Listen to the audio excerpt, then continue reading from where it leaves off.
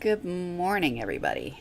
My name is Samantha Mirabal with Melco's application team. And this is our Design Shop Talk, where we get together on a weekly basis to answer any questions you might have.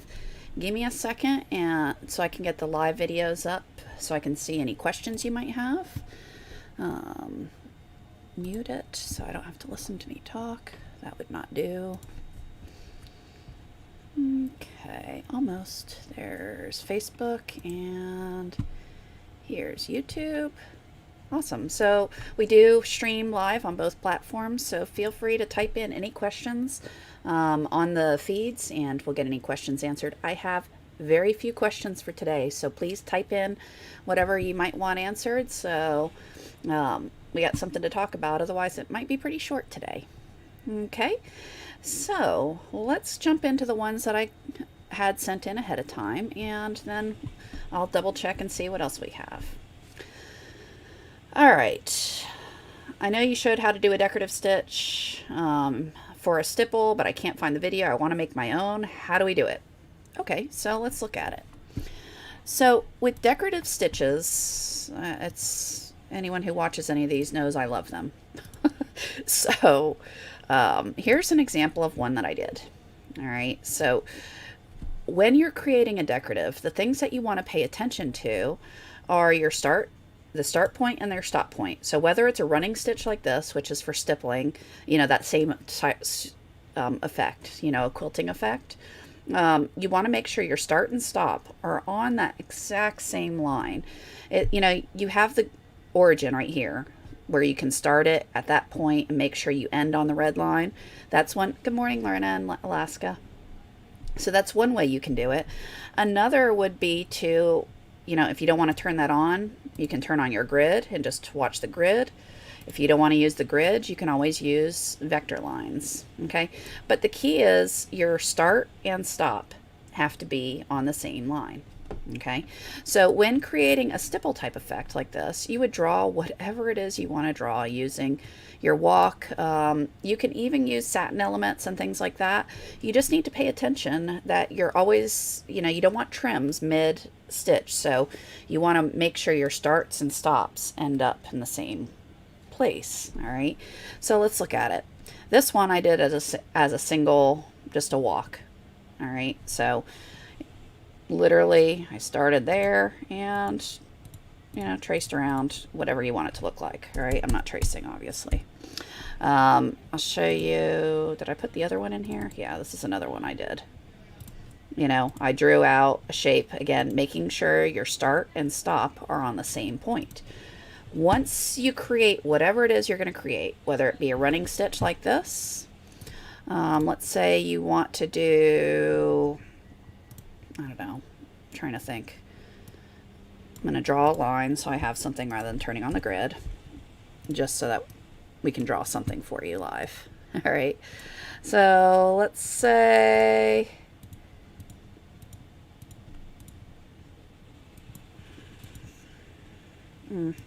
that's what I want. Okay, my start and stop are on the same point, or maybe I also want to add a column on there just so that you can see this works with different elements.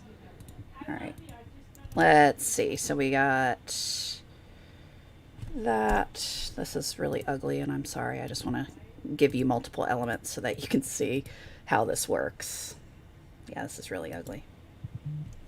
Decline, spam risk. Why do so many spammers call lately? All right, so once you draw whatever it is you're going to draw, making sure your start and stop are there, that you're paying attention to where one element starts, where the next one ends, and you just continue that. You want to make sure your green circle starts where the previous element ended. This one, you know, that's where it starts and ends.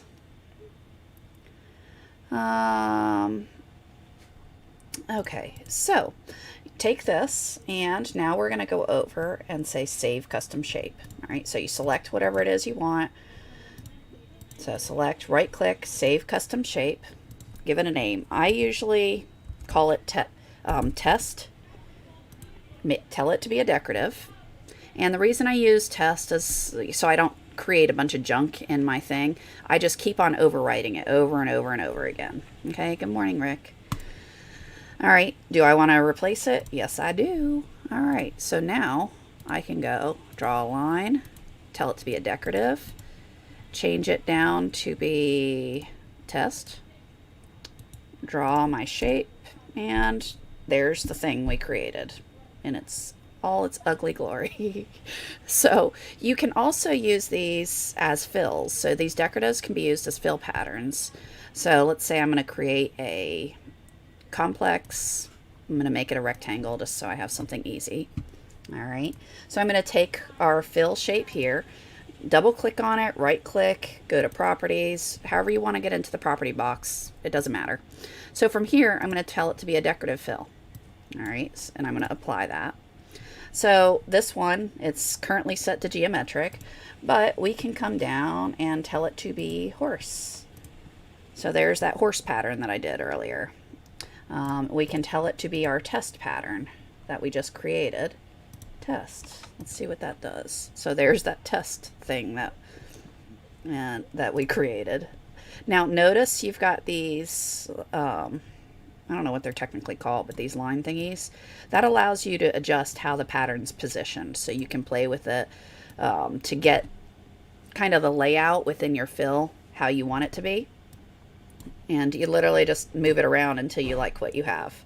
So there would be, a custom stipple. Not that that's a pretty stipple.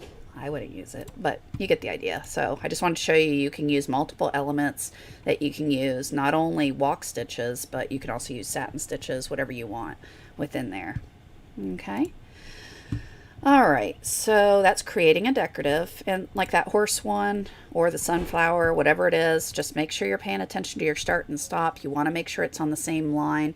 Small variances will make your design creep over time. So even if you have one, the end point, a point higher than the next one, it's going to keep on creeping and doing weird things. So you just want to make sure it's on the same line. All right, so there's the sunflower. And, you can save that as a decorative as well. Okay, so what else do we have? Where's my PowerPoint? There it is. Okay, so that's creating your own decoratives to use. So how do we use the new faux marrow for a hat, and how would we do it with an applique as well? Okay, so the faux marrow is built into your custom shapes, right? So if I close all this, I know Josh did a video, I believe, on using it, and on a Monday session, so you can find that on YouTube. And it's also on the Melco's Facebook page, so you can find the links to that and watch it, so you can have multiple people explaining it different ways. Okay, so where you would find that the faux marrow is under this, what is this, automatic custom shape input. So if I click on that and then I come down here, it's under custom designs for the top drop down, and then the next one is going to be faux marrow. This gives you a few basic shapes that you can use to start with. Okay, so I can click and drag, and now we've got a shape to start with. If you want to modify it, you can of course add points, move them around, do whatever it is you want to do with it. I'm going to undo twice, just leave it basic. All right, so when you're doing it for a hat, really depending on what design you want, what I would probably do, I don't know, it really depends on the design, right? So you can sew the border first and then sew your design, and then put a border around it. It really depends on how big it is and things like that. But what I would probably do is just drop this out here, put your design in it, and make it go. Now if you want to do it as an applique, it's actually set up that way right now. When you just drop it on there, there's your placement. So what you would do is you'd lay your fabric down, run this first stitch, stop, trim it out. You can of course pre-cut these shapes. If you've got a cutter like one of the roll-in print and cut sort of things, you can always do that. But then after it's cut, I'll run a tack down, this kind of zigzag stitch. At this point, this is where you would put what was I saying? Sorry, I saw a question pop up and it distracted me. All right, so after this step is where you put your design. So let's say you just want to name whatever. So, and we'll give it a different color. Boy, I am not picking good colors today. All right, so let's say that's what you want. So after your zigzag, you do this and then the border. That's if you're doing it as an applique, like you want to punch out a patch. If you're doing it on a garment where you're not going to be punching it out, or on a hat, I would probably just go ahead and do the entire border first and then sew your name. That way you don't have to worry about registration or anything like that. As far as doing something with straight corners, let's see. I've not tried it, honestly, so let's try it. So there was a question typed in. I'm going to go to decorative, tell it to be a marrow, and there's multiple. I'm just going to pick one. So it's a decorative faux marrow. I'm going to tell it to be a rectangle. Oops. Let's click on the rectangle once, not twice. There. So now I have a marrow with points. Oh, so notice that has the chain stitch on the outside. So let's change it to the other one. So if I change it to faux marrow 2, helps if I select it first. That has the chain stitch on the inside. So it looks like you would have to do something with the edges. So rather than doing this as a rectangle, what you'd have to do is split it up into separate elements. So I'm fixing it now by splitting my rectangle rather than redrawing it. I'm clicking on the point, and then right here, I'm splitting it. So what did that just do? That just split it into 4 separate lines, essentially. So I'm going to drag this one down. To move this, if you've never tried that, the trick I just did was, I'll zoom in on it. You select your shape on the keyboard, hold the shift key, and then use the arrows, and that lets you nudge this around. So I just wanted to drag it down. So I'm going to do that with this one too. Click on it, shift and the up arrow. And let's go ahead and move these guys in too. Shift in. Yeah, that's better. So shift in. Yeah. So this one probably needs to come in a little bit more. But there. So you would just have to monkey around with some of these points so that it ends up overlapping how you want. That's not bad. I like it. I like this corner the best, so I'd have to play with the others. But anyway. So yeah, you could do it as straight corners, but you're going to have to draw each line individually instead of as a rectangle. Unless you put the chain stitch on the outside, and then it won't look like a marrow. It's going to look like a reverse marrow, which would be weird. So I wouldn't do that. Okay. Any other questions? I'm going to quick look online, see if any were typed in. Nope. Okay. And it looks like someone answered. Levite Apparel, it looks like someone typed in an answer for you on YouTube. Okay. Other questions? We did that. All right. Could you claim how, I'm assuming that's show, can you show how to insert design on top of each other? For example, if you have a number and an applique and you want the design to fit inside the number, like this tire, how would you do it? Okay. So whenever you have multiple designs and you want an overlap, so let's see. Inserting designs, let's start with that. So if I'm going to go... Spam, people are relentless. Goodness. Okay. So let's say I have a design. This is an applique. Alright, so I got a design and... Let's go find something else. Or I guess... You had a tire. So I'm going to draw a circle. So to draw a circle, I'm going to do it as a complex fill. Right here is select automatic input circle tool. So you click on that. Left click, hold the shift key. And I wouldn't want a tire on a tree, but anyway, we have a fill. Okay, a fill on top of that. So you can draw it. You can insert designs by hitting this insert file.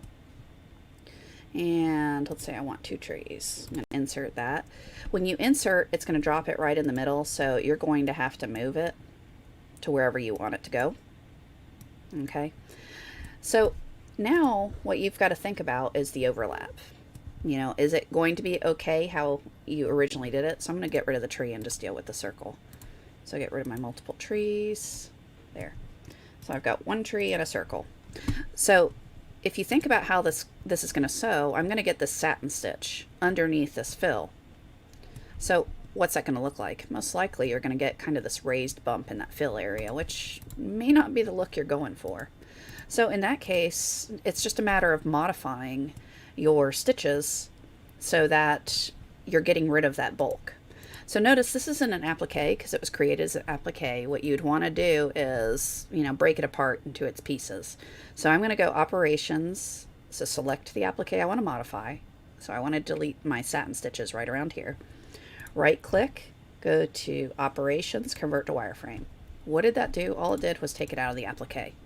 Okay, so now I can come over here, insert a point where I want to split my element. So I just added a point here. I'm going to add one down here. Once you add your points, now we got to split the element apart. Okay, and you can see this is adjusting this single line. So I'm going to click there. I'm going to come over here to the split element at selected points, and I'm going to do that to this point as well. So now I've got my satin over here, and I've got this little guy here.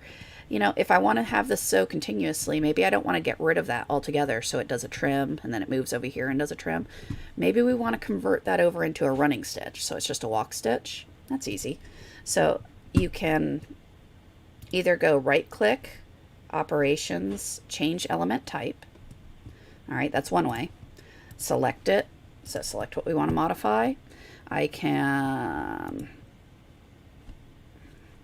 let's see. So let's select it, control click. So control changes it, and then I clicked on this guy here, the walk. So what did that do? That just changed it from a satin to a walk. So that will get rid of that kind of overlap right there. Now, you can always modify this. So let's say you didn't want your fabric to go underneath here.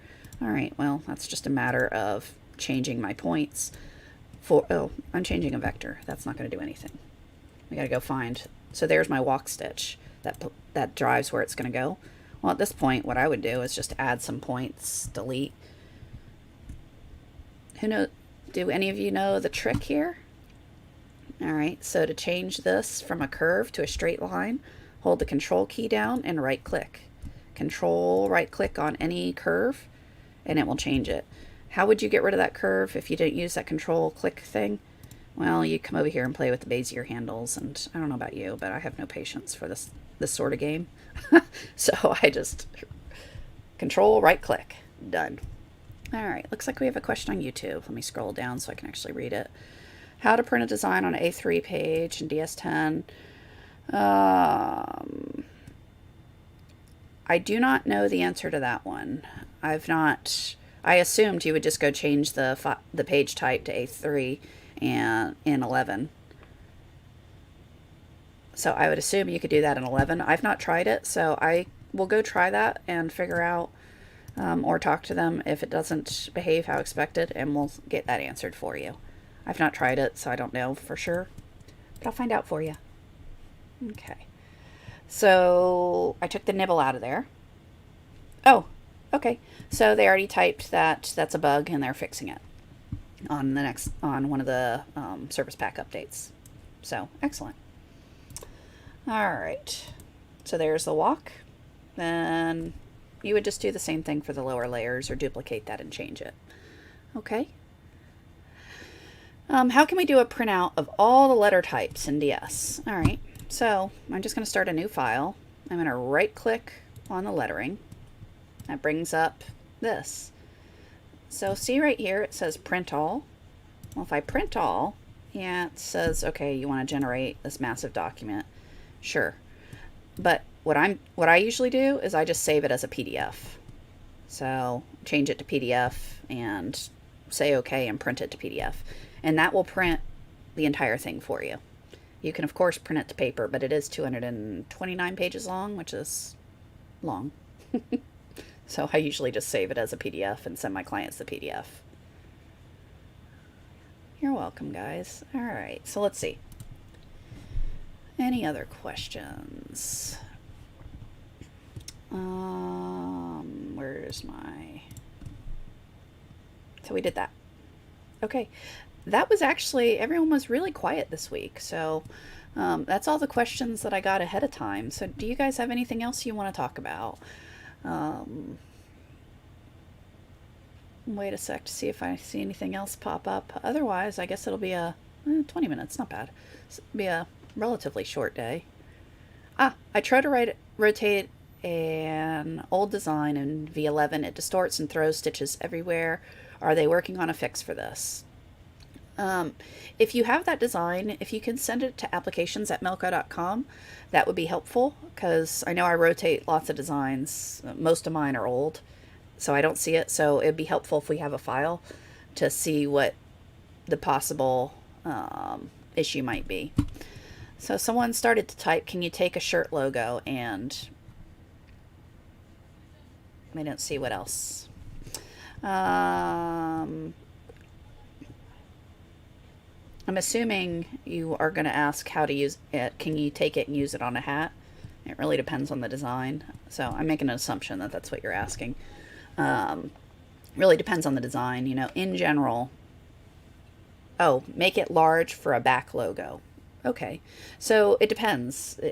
Was it designed in DesignShop? Was it sent to you as a DST, as an expanded file? If it's a expanded file of any kind, so it's not native to DesignShop, then you really want to stick to scaling things, you know, 10 to 30%. Okay. So you really want to just go to it. I'll show you how to scale. So let's do that. Cancel. I'm going to go back.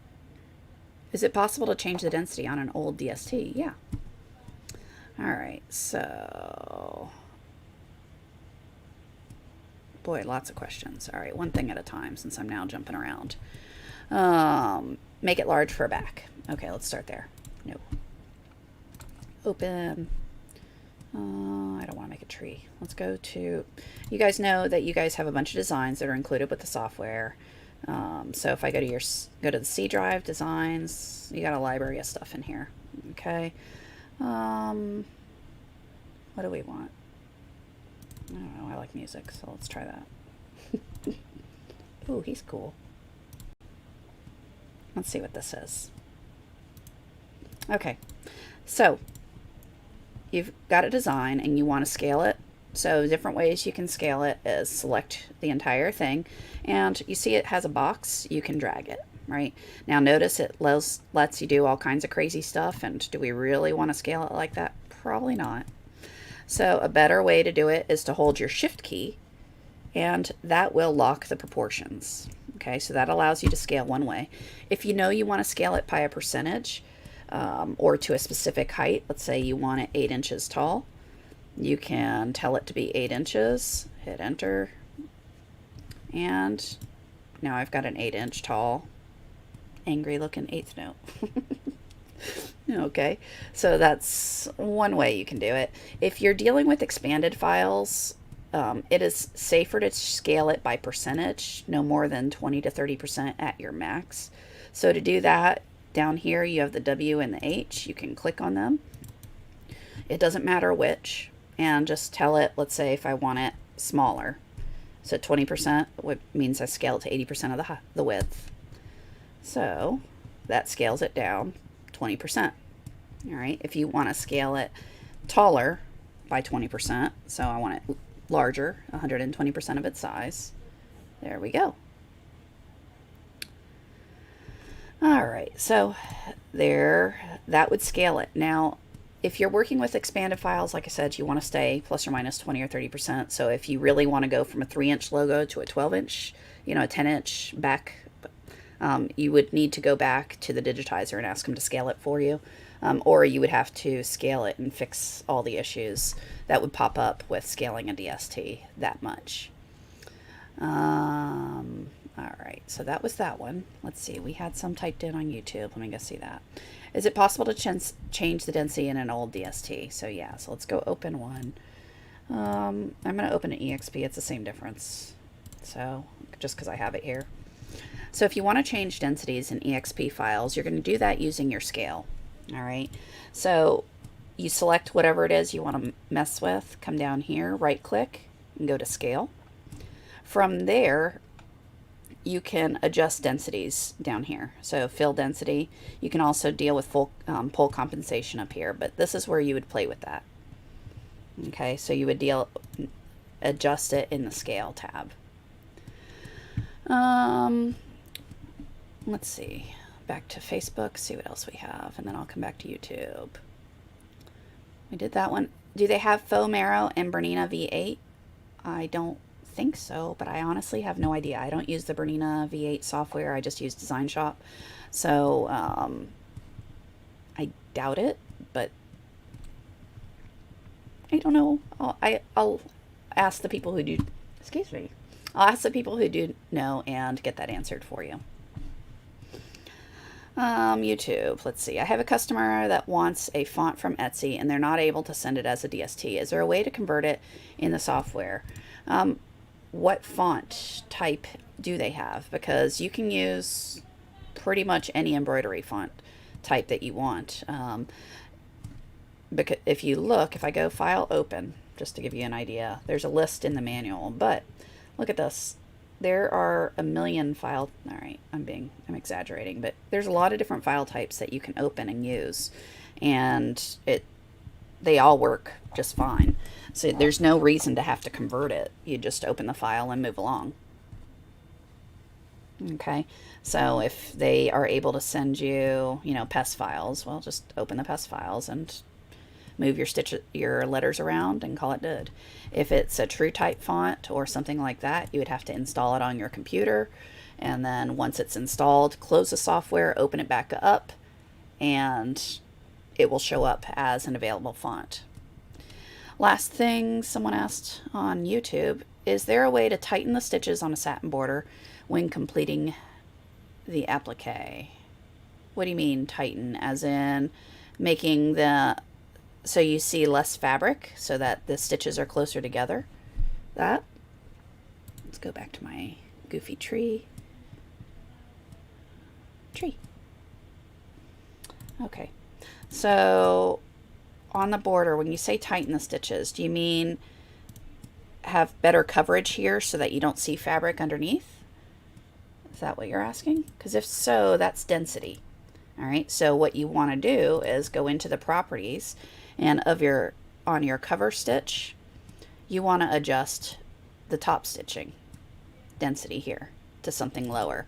By the way, auto works really nice, so that's one way that'll adjust it based on the size of it. But if you have a number and you just want it tighter, the lower the number, the more stitches you'll end up with. So doing that, it'll jam all those stitches closer together so that you get better coverage. Okay. If what you're asking is, you want this wider or narrower, again, that's in your properties, but that's going to be on this column width right here for your cover stitch. So if that's too wide and you want it to be skinnier, you would change your column width, and now that's narrower. So I'm not quite sure I understand what you're asking, but those are the two things I could think of. All right, did I catch all? So it looks like I got everything off of Facebook. Let's look at YouTube. And I got all the YouTube questions. So anything else? If not, that's all I had for the day. Give it a second. Look awkward here. All right, folks. Well, you guys all have a wonderful afternoon. We will be back next week to, answer any questions. Please remember, I post in various groups online, asking for questions, usually the day 1 to 2 days before these talks. If I post them way ahead of time, it gets lost in the noise. So if sending your questions, you can always email them to applications@boco.com. Type them in on these threads and we will get them answered. So I have a few that I need to find out, particularly the faux marrow on V8. I don't know, so I'll find that for you, and I think that was it. Yep. All right. So you guys have a great weekend, and I will be back next Thursday to, continue the fun. Happy stitching.